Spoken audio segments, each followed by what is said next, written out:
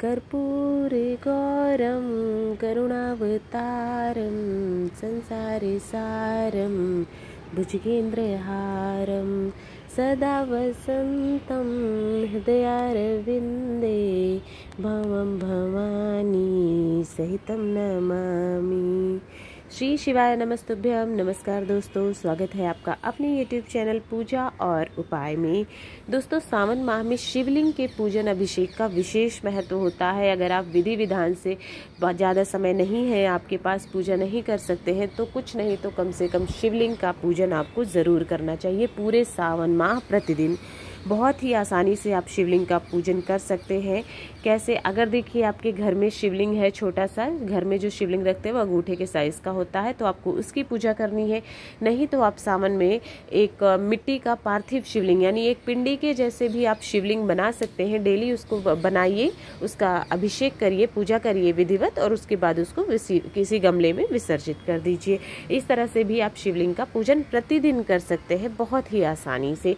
तो पूरे सावन माह शिवलिंग का पूजन ज़रूर करिएगा। और अगर मंदिर में जा सकते हैं तो फिर वो तो बहुत ही अच्छी बात है।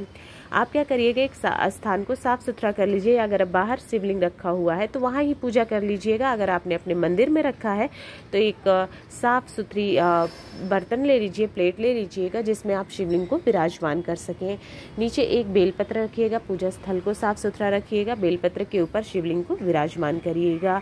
फिर आपको ये सबसे पहले तो जल अर्पित किया जाता है और जल एक धार में चढ़ाइएगा, ठीक है।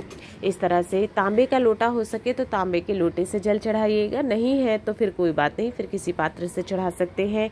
उसके बाद थोड़ा सा गंगा जल भी आप चढ़ाइएगा। ध्यान रखिएगा जब आप चढ़ा रहे हैं तो आराम आराम से एक धार में चढ़ाइए, धीरे धीरे, क्योंकि उसके छींटे जो है बाहर नहीं जाने चाहिए, आपके ऊपर नहीं पड़ने चाहिए।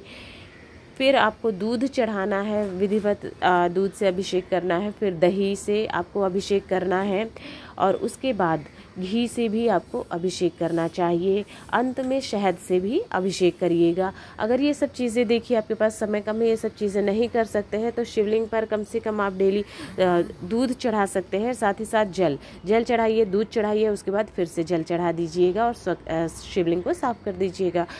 अगर ये बाकी सारा ना कर चाहे और सब कर सके, पंचामृत से डेली स्नान करवा सके, तो इससे ज़्यादा अच्छा सावन में कुछ नहीं हो सकता है। तो इस प्रकार से आप सभी पांचों चीज़ों से स्नान करवा दीजिए। उसके बाद अंत में जल से स्नान करवा के शिवलिंग को साफ कर लीजिएगा। अंत में मतलब साफ कर लीजिए। और उसके बाद जो जल बचता है, जो आप स्नान करवाने वाला जल होता है, उसको आपको क्या करना है, किसी गमले में डाल देना है या पेड़ पौधे के नीचे, उसको आपके घर में जो लगे हुए हैं वहीं पर उसको डाल दीजिएगा। इधर उधर कहीं नहीं फेंकना चाहिए कि कहीं भी फेंक दिया या नाली में, बिल्कुल भी नहीं। आपको उसको गमले में या कहीं मिट्टी में साफ सुथरी जगह पर ही डालना है। उसके बाद जब शिवलिंग को साफ कर लीजिए तो फिर से उनका श्रृंगार करना है। अब आपको जैसे स्नान करने के बाद सब तैयार होते हैं, अपना श्रृंगार मनुष्य करता है, उसी प्रकार से भोले बाबा का श्रृंगार आपको करना है।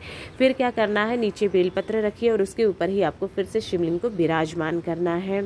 उसके बाद आपको पीला चंदन से शिवलिंग का त्रिपुंड, जो अनामिका उंगली से बनाई जाती है, तो उससे आप त्रिपुंड का निर्माण करिए पीले चंदन से। हल्दी का उपयोग मत करिएगा, हल्दी के विशेष मौके पर ही शिवलिंग पे चढ़ाई जाती है, तो इसलिए हल्दी मत चढ़ाइएगा। पीले चंदन से त्रिपुंड बनाइएगा। उसके बाद आपको अक्षत समर्पित करना है। अक्षत पे टूटे हुए नहीं होने चाहिए, ये ध्यान रखना। जो टूटा हुआ ना हो चावल, वही है अक्षत, ठीक है। अक्षत के बाद आप काले तिल चढ़ा सकते हैं, नहीं, ये आपके ऊपर है, चढ़ा दें तो बहुत अच्छी बात है। आप कोई और अनाज चढ़ाना चाहते हैं तो वो भी शिवलिंग के ऊपर चढ़ा सकते हैं। कमल गट्टे लक्ष्मी प्राप्ति के लिए चढ़ाए जाते हैं, तो अगर आप चाहें तो डेली नहीं तो किसी किसी दिन, आप कोई विशेष दिन पे चाहें तो कमल गट्टे चढ़ा दीजिएगा।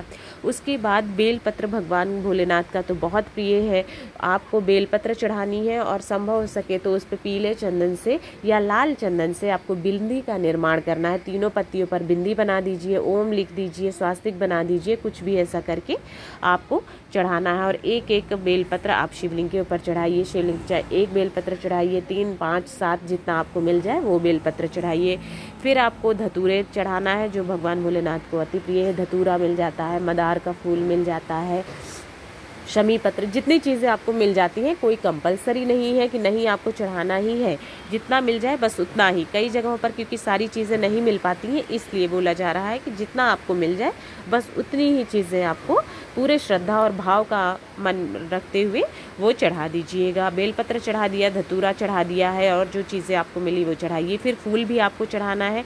सफ़ेद फूल अति प्रिय होता है तो आप सफ़ेद फूल चढ़ाइए। नहीं मिल पाए तो आप गेंदे के फूल हर जगह मिल जाते हैं, पीले फूल फिर आप चढ़ा सकते हैं अगर सफ़ेद ना मिल पाए तो, ठीक है।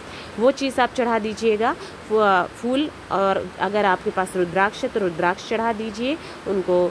और उसके बाद आपको फल चढ़ाना है। मौसमी फल देखिए मिल जाता है, आम केला कुछ, तो आप वो चढ़ाइए। नहीं है तो आप शक्कर जो मिश्री आती है वो आप मिश्री चढ़ा दीजिए भोले बाबा को। भोले बाबा का प्रसाद बहुत आसान होता है, कोई फल नहीं तो मिश्री, आप कुछ नहीं है तो शिवलिंग को। उसके बाद आप शिवलिंग की पूजा जब आप अभिषेक कर लेंगे, श्रृंगार कर देंगे भोले बाबा का, तो आपको एक दीपक जला देना है, आरती कर लेनी है। और उस दीपक से चाहे कपूर से जला लीजिए या घी से जलाइएगा और उस दीपक से भोले बाबा की प्यार से आरती कर लीजिएगा। मात्र 10 मिनट का समय आपको शिवलिंग की पूजा में लगेगा। पूजा में हुई गलतियों के लिए हाथ जोड़कर भोले बाबा से प्रार्थना करनी है, भूल चूक के लिए क्षमा याचना करनी है, हाथ जोड़कर प्रणाम करना है, आरती लेनी है आपको और अंत में जो गलतियां हुई हैं उसके लिए क्षमा याचना करनी है, अपनी मनोकामना कहनी है।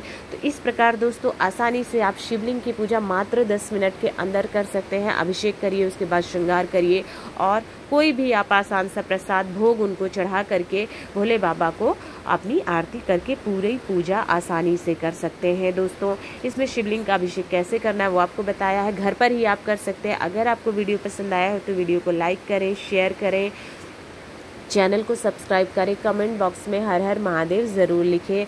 आप सभी को सावन की बहुत बहुत शुभकामनाएं। और इसके साथ ही साथ पार्वती माता की, गौरी माता की और भोलेनाथ भगवान की कृपा आप पर, आपके परिवार पर सदैव बने रहे। घर में सुख समृद्धि का वास हो।